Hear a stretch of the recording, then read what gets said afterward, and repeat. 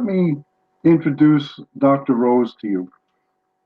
He's an assistant professor at the University of Alabama in Birmingham, Department of Surgery, Division of Surgical Oncology, where he's been since 2017. He's also been engaged in scientific research for about 18 years, and his focus since entering the field of surgery has been on the mechanisms of cancer development in the liver, pancreas, and bile ducts, and specifically neuroendocrine tumors. He has presented on novel uses of established biomarkers in pancreatic cancer. He was actually the first to report on the clinical utility of a bile-based biomarker in patients with bile duct cancer, and is currently investigating new ways to treat neuroendocrine tumors in the pancreas and the GI tract.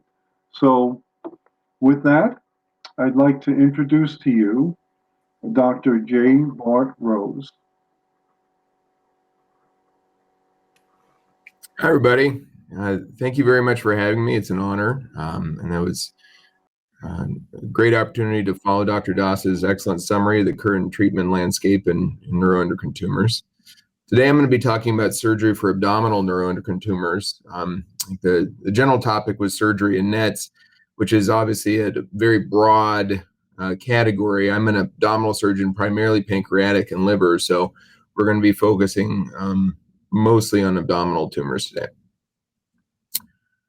I want to outline some of the anatomy, specifically the pancreas and the abdomen, give an overview of some of the treatment of this with a large focus on the pancreas, discuss different types of resection, and then touch briefly on a number of the other GI neuroendocrine tumors.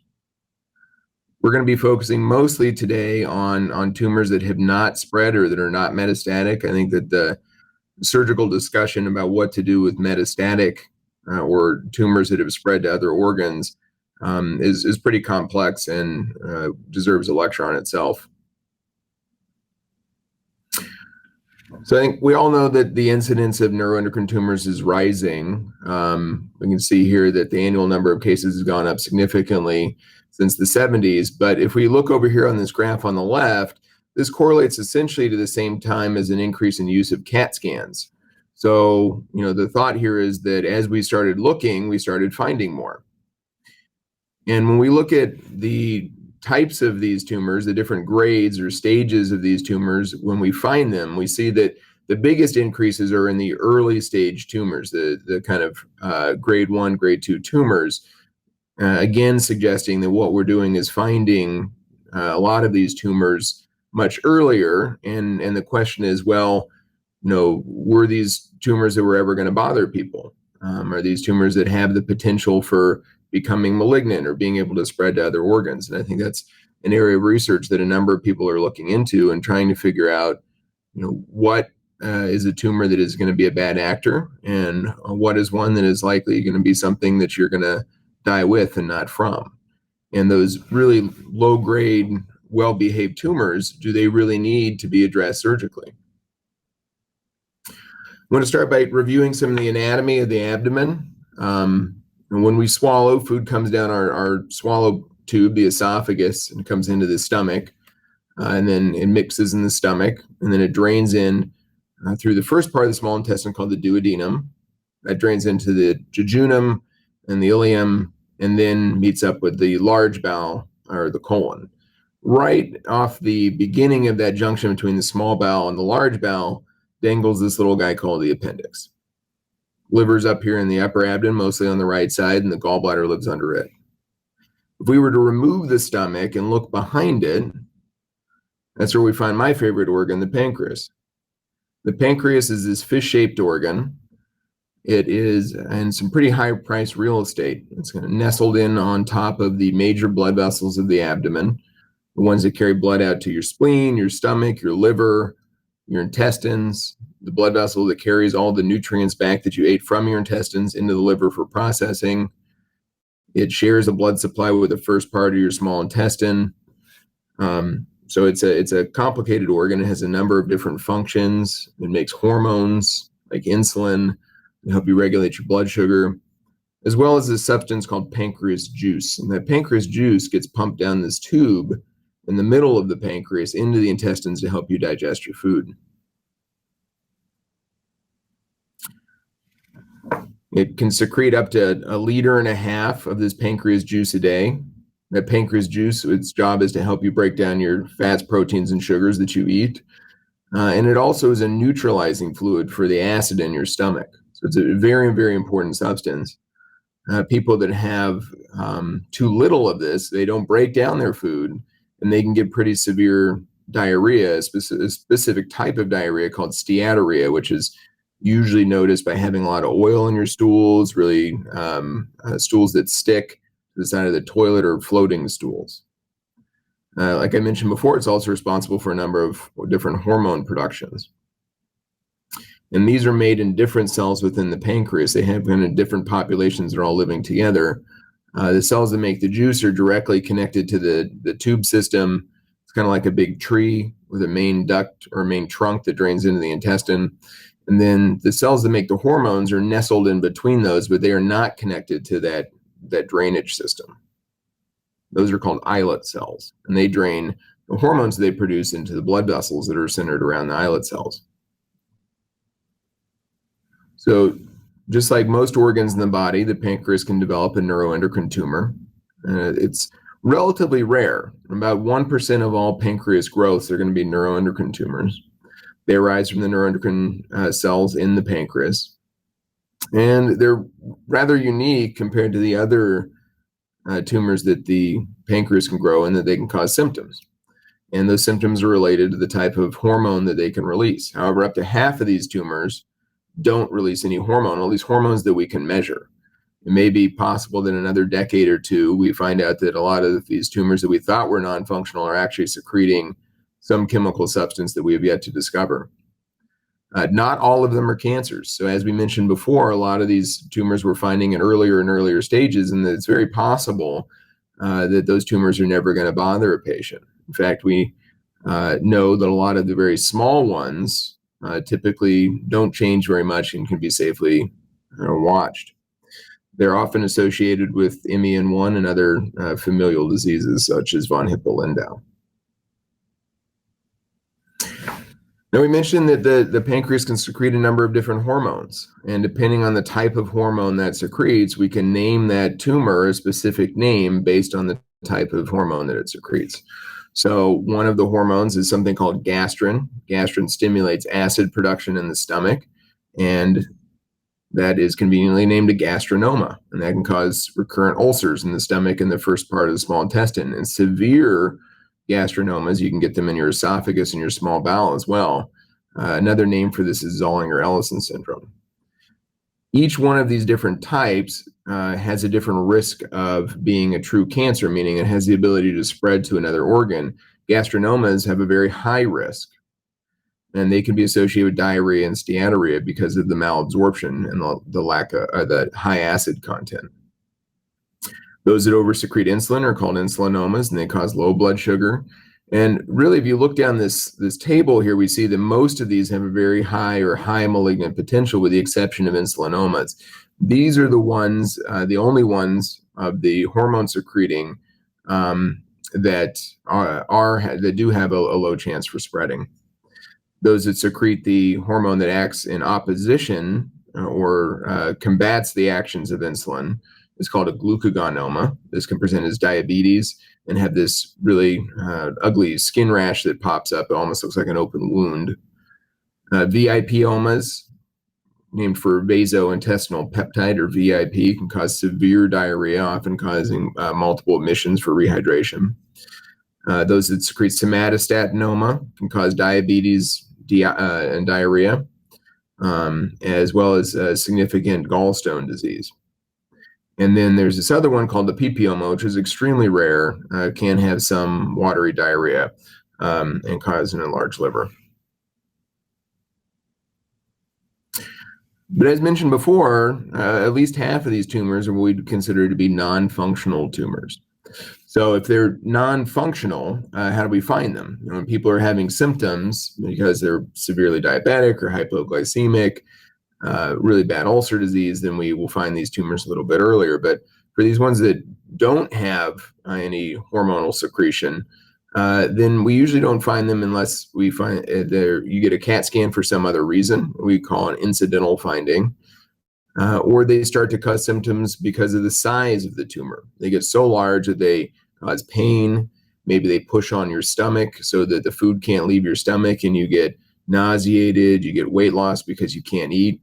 Maybe it pushes on the tube that drains the liver, and that bile that your liver makes backs up into your bloodstream and turns you yellow. These are usually seen because of their size on any number of imaging studies, CAT scans, MRIs, endoscopic ultrasounds. There's often no clinical syndrome associated with them by definition, but if you measure, there may be a slight hormone secretion, but generally not. You can use something called a chromogranin A level to detect these, but that's not a good screening test. Not all of these will produce chromogranin A. And the actual level of chromogranin A probably doesn't mean much. I think that test is most useful for following trends over time to see if it goes up or down in response to therapy or after a surgical resection. There's some new imaging studies that help find these. There's the old octreotide scan, but that has essentially been replaced by this new thing called a 68 gallium dotatate scan or dotatate scan net spot for localization. And that's a special type of PET scan that can be paired with a CT or an MRI scan that allows us to see most of these tumors, especially the very well-behaved low-grade tumors. The higher-grade tumors may not show up on these dotatate scans, but the old traditional what's called FDG PET scan, or one that looks for high glucose use, may be a better PET scan for those. So what do we do about them? Well, we base our surgical management for most things on symptoms. Are we going to be able to have an impact on the patient, either make their life better or make them live longer with an operation? And so if a patient is symptomatic and we think that we can get the symptoms under control with an operation, then an operation may make sense. If they're a non-functional tumor, then it gets a little bit trickier. And what we've looked at in a number of studies to try to find some sort of indication of which of these tumors are likely going to be a bad actor, which of them are more likely to spread to other organs, or what we call be metastatic or malignant. We'll look at how often are they likely to spread to a lymph node when we remove them. And for tumors over about 2 centimeters, there's about a 15% risk that there's going to be a lymph node that's going to be involved. And so we think that those really warrant resection. Those that are less than 1 centimeter, we think that they're safe to surveil because the risk of lymph node spread is low. And those between 1 to 2 centimeters probably are about as well behaved as those that are less than 1 centimeter. But in that range, 1 to 2 centimeters will often tailor a decision based on a number of things like growth rate of the tumor. So we'll get multiple scans in a row to see, is this thing growing rapidly? How young is the patient? Are there any symptoms that possibly could be attributed to it? And then base our decision off of that. For patients who have disease that spread at the time of discovery, there are options that Dr. Doss touched on, octreotide type therapies, lanreotide, long-acting octreotide, Lutathera, liver-directed therapies, targeted therapies such as everolimus or sunitinib, and there may be more coming down the pike, as he mentioned. And then there is a question about operating on people who have metastatic disease, so-called debulking or cytoreduction. And as mentioned before, I'm not going to really go into that today other than to say that we haven't fully sorted out the role of that and whether or not that is a good option for everybody in all cases. So the main controversies around pancreas resections are what to do with those less than 2 centimeter non-functional tumors, ones that are not secreting hormones, and whether or not debulking of metastatic disease makes any sense. So if you're going to do an operation on the pancreas to remove a neuroendocrine tumor, there's some important questions to ask. And some kind of general ones anytime you're going to do an operation are, has the disease spread to the other areas?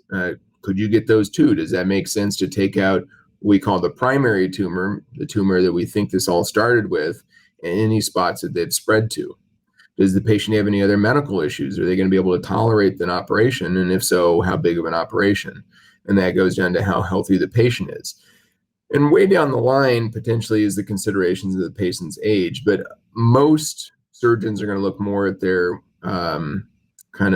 overall health picture than an absolute number. And I've definitely operated on some 80-year-olds that are healthier than some of the 50-year-olds that I've seen in clinic. So it really just comes down to how healthy you are. And then the next question is, where is it located anatomically? Because that can decide which operation you're going to do. For the pancreas in particular, if the tumor is located on the right side of the pancreas, then often a Whipple operation is going to be what's indicated. And it looks like I've maybe lost an animation that was there at one point, but this should say left-sided pancreatic neuroendocrine tumors. Then we have what's called a distal pancreatectomy and splenectomy. There may be some role for what's called an enucleation, which is just going in and scooping out the tumor itself. I think that is most indicated for insulinomas to try to manage symptoms, because we know that insulinomas are a lower risk for spreading to other organs. And when you just take out the tumor, you don't get any of the lymph nodes around them. So let's take a little bit deeper dive into some of these operations. This is an operation a lot of people have heard of if they have had a pancreatic neuroendocrine tumor. It's a complex operation, and there's definitely some things out there that are on the internet that probably make this seem a little bit scarier than it is, but it is something to take very seriously. If we were to have a tumor over here on the right side of the pancreas, in order to get that out, it's not as simple as just removing the pancreas, because of all those organs that are and blood vessels that are involved with it. So to get it out, we actually have to remove the right side of the pancreas, the bile duct, the gallbladder if it's still there, the first part of the small intestine, the duodenum. And then some surgeons will take the end of the stomach, some will leave that and just take the duodenum. And that's a surgical preference. Then once we take that out, we actually have to reconstruct it. So we take that part of the small intestine that's still in after the resection, we pull it up and we sew it to the side of the pancreas so that the juice from the pancreas has a place to drain into the intestines so it can digest your food. We sew it to the tube that drains the liver, the bile duct, so all the bile that the liver makes can drain into the intestine. And then we loop that intestine around and we sew it back to the stomach. So now all the food that you eat comes down the food pipe, the esophagus, and mixes in what's left of your stomach, drains in the intestine where it meets with the pancreas juice and the bile from the liver and the pancreas, and you can digest your food. For a tumor that's on the left side of the pancreas, and that's something called a distal pancreatectomy and splenectomy. And I put in parentheses, sometimes not, meaning sometimes we don't take the spleen. And you know, this operation is not as complicated as the Whipple, because you don't have to reroute any of the intestine and do any connections, what we call reconstruction. But it's still not a trivial operation. Underneath the stomach, you have to locate the pancreas, you have to get around it. And then this question of the splenectomy comes into play. And really that's centered around, why are you doing the operation? If you're doing the operation because you think that this is a potentially cancerous tumor, meaning it had the potential to spread to the lymph nodes, then you should be doing a cancer operation where you take the lymph nodes out. And the lymph nodes live all along the edge of the pancreas and in the spleen. In fact, these little gray things that they're showing here in the spleen are lymph nodes. So in order to get all the lymph nodes that drain this part of the pancreas, you really have to take the spleen out with it. And this is a depiction of where these lymph nodes live in the pancreas. And so when we're doing an operation for what we think is a cancer or a potential cancer, how we base that operation is really around the lymph node harvest. We want to make sure that we get all the lymph nodes that drain this area.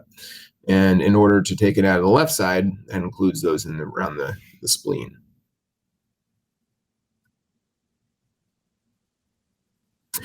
And this is a depiction of an enucleation. So say you have a little tumor somewhere here in the pancreas, you can try to find that little tumor using sometimes a little ultrasound guided probe in the operation, and then just carefully remove just the tumor.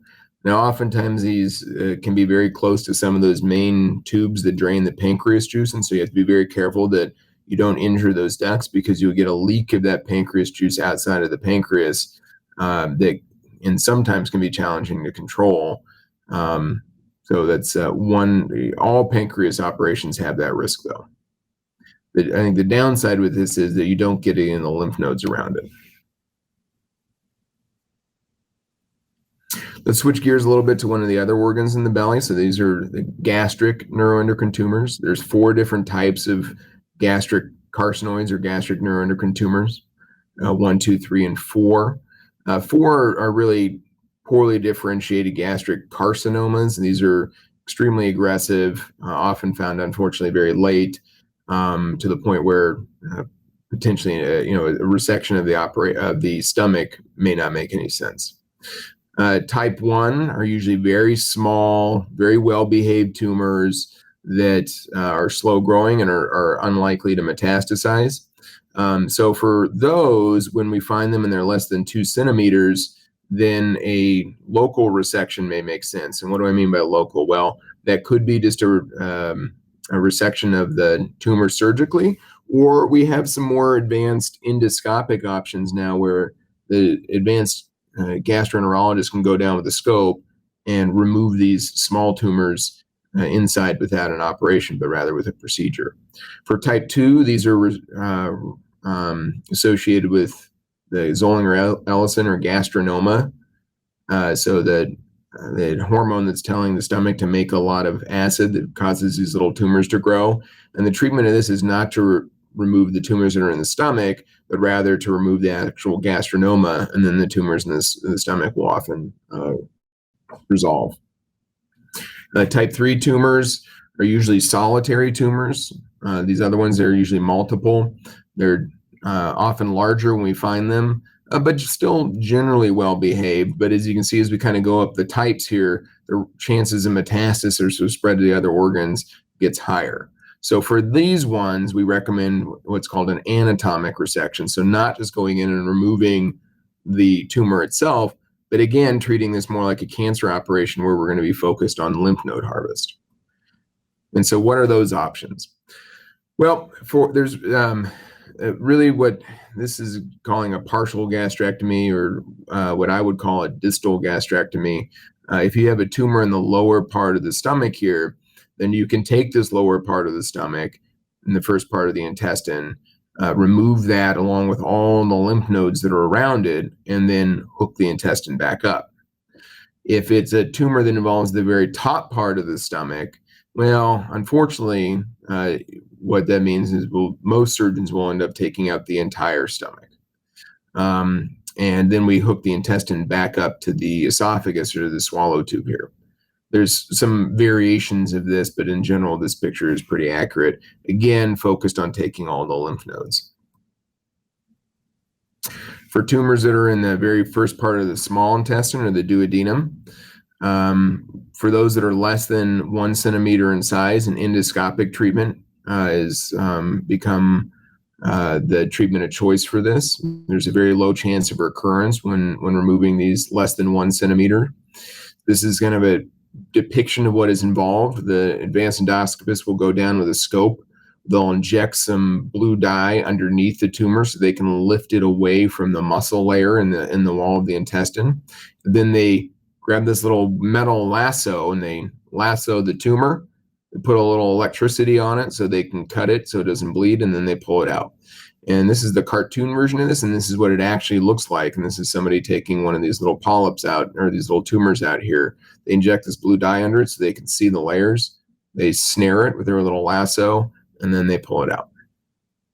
For those that are over 2 centimeters or that involve an area where they can't do this, so there's some anatomic considerations for this, or if you've had this attempted and they couldn't get it all out, then an operation is probably warranted.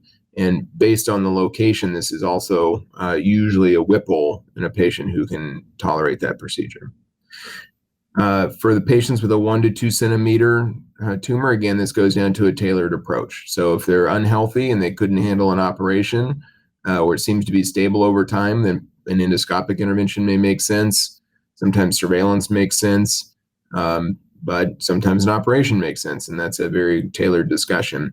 And what you're going to notice a lot of is these kind of same numbers are going to be popping up with neuroendocrine tumors. Less than 1 centimeter, typically well-behaved.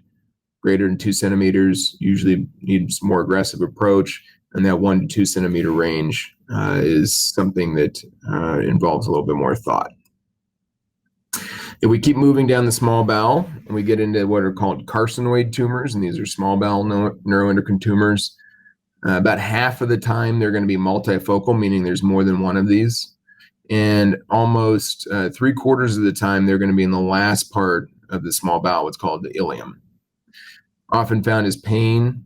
They can grow and cause obstruction or blockage of the intestine, or they can secrete hormones like the pancreas ones, which cause things like carcinoid syndrome, flushing, and diarrhea.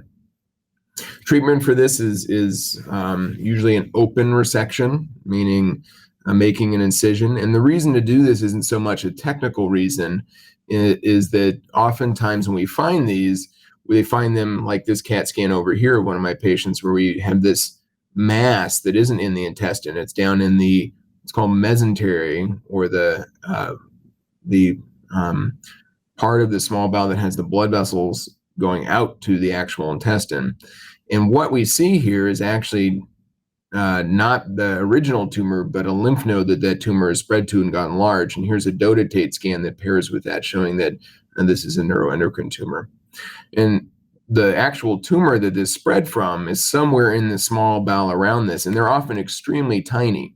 And so trying to find it laparoscopically is challenging. And if you find one, we got to remember that 50% of the time there's going to be another one. So doing this laparoscopically, some people are able to do it, but I think it takes some very advanced training to do that laparoscopically. I like to have my fingers on there where I can actually feel for these, because they can be as small as a grain of rice. The other thing to consider here is that if people are expecting to go on to lanreotide or octreotide treatment, then they're going to have about a 20 to 30% chance of needing their gallbladder out at some time. So sometimes it makes sense to take their gallbladder out ahead of time, and knowing that it's going to be challenging in the future. Going down a little bit further, now we're starting to get into the colon here. We have our little friend, the appendix. And very similar as to before, if it's less than 1 centimeter, you can usually just get by with something a little bit lesser, meaning take the appendix out. And if there's no nodes that were harvested with it that had any tumor in it, then oftentimes that's all you need. You don't even need surveillance. If it's a larger tumor, then you actually need to, again, base this off of lymph node drainage. And that becomes what's called a right hemicolectomy, taking the last part of the small intestine, this right side of the colon. And that's because the lymph node drainage for the appendix actually shares that with this right side of the colon. So get all those lymph nodes, you need to take out that right side of the colon. And in a 1 to 2 centimeter range, it's again a tailored approach. So in summary, not all neuroendocrine tumors need to come out. In general, those that are greater than 2 centimeters are riskier tumors, and those are the ones that in most sites of the abdomen, we're going to recommend surgical removal if a patient can tolerate it. Surgery may make sense even in stage 4 disease. Less invasive approaches may be an option for some people, specifically those with smaller tumors. And I think it's really important to see a specialist given how uncommon these tumors are. And there's only about 4,500 or so new pancreas neuroendocrine tumors a year. And to have somebody who only sees one of these every couple of decades, they may not be as up on the literature as some of the centers that see these all the time. So I think it's important when anybody has a rare diagnosis to seek out some expert opinion. Thank you very much, and look forward to help answering any questions in the question and answer session.